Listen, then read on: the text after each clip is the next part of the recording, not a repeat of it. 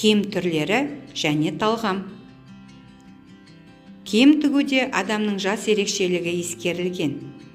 Жас ұлғайған адамның киімі денеге қонымды, кең, мол пішілген, әшекейі аз, қарапайым болады. Боз балалар мен қыздардың киімдері сымбаттарына лайық, сәнді тігілген. Кию киімі ұзын төбе тымақ, қызыл манат шапан, биік өкше етік. Сал сері киімінің де өзіндік ерекшелігі болады.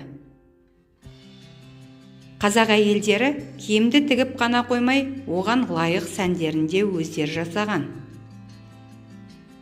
Кесте тігу, жиек жүргізу, оюлау, зерлеу сияқты нәзік жұмыстарды әйелдер атқарған. Мысалда, қыздардың тақиясын қызыл күлгін, жасыл, тағы басқа бір түсті шұға, барқыт, мауыты сияқты маталардан қабаттап сырып тіккен.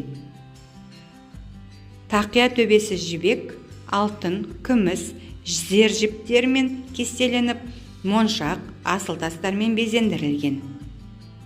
Үкінің үлпілдек қауырсынын әсемдік үшін және тұмар ретінде тақияның төбесіне қадаған.